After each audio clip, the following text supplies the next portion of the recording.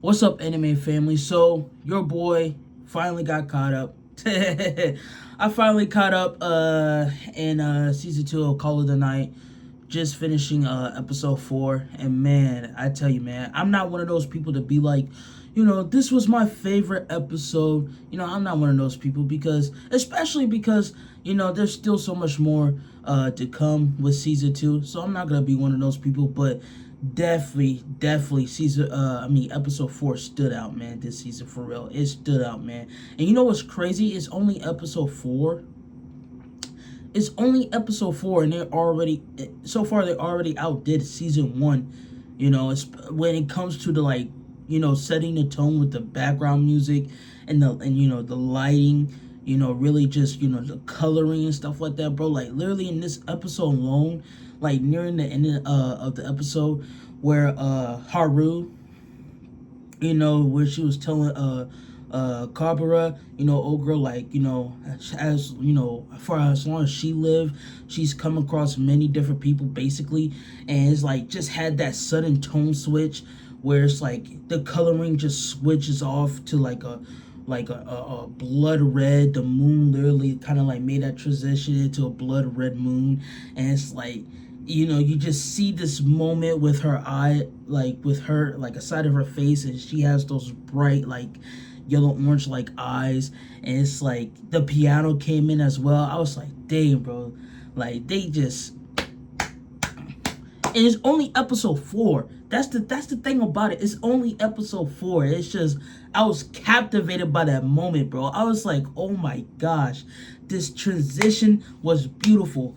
The piano coming in with the playing in the background, the coloring is just freaking amazing. I was really captivated. I kid you not, bro. I really loved that moment. I enjoyed every second of that moment and whatever followed after that.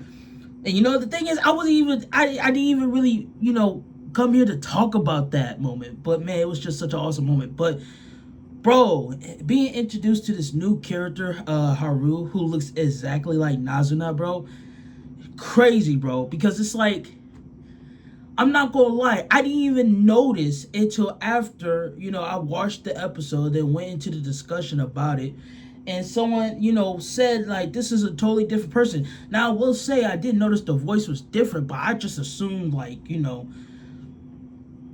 I'm not gonna lie, I honestly thought, while watching this, that, Kabura changed Nazuna, and like since then, I guess, her voice has changed, but I didn't really pick up on the fact that this was actually a completely different person. I just assumed that was her. Her voice was just different those many years ago. You know what I'm saying? So I was like, dang, bro, yeah, now that I really think about it, yeah, this is a completely different person. So now I'm sitting here thinking to myself, like, who is this person, and what is her connection to Nazuna? Because obviously there's something there, because she looks exactly like her. So it's like, bro, like, okay, so I came up with a few ideas. I feel like,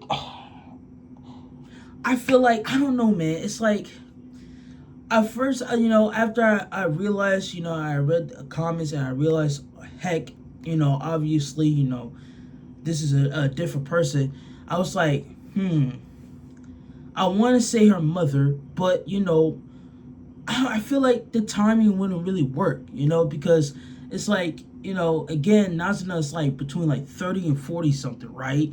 And, it's like, so I want to say it's either really her and something happened, like she lost her memory and she doesn't remember much, and she took it on a completely like new identity, or that's her sister.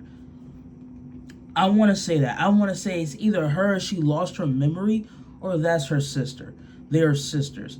And that's the best guesses I really want to say is her mother, though. I really want to say it's her mother somehow, some way. But the reason why I can't really go with that, because I could have sworn they said that in this universe specifically, like, the vampires are not really able to produce offspring like that. That's why it's like their offspring are the ones that they turn into a vampire themselves. You know what I'm saying? So it's like, I want to say that's her mother, but it's like I could have sworn they said they're not able to actually produce offspring like regular humans do. So it's like, but I want to say that's her mother though. But y'all let me know if I'm wrong about that. I probably misheard. But if it's not that, it's either it has to be either it's really her, it's something happened along the way and she pretty much forgot all this even happened, or that is her sister. That's what makes the most sense to me. Not only that, her elder sister, because she said in this episode that she's lived a long time, and we know that Nazuna herself is literally only like between 30-40 years old or something like that.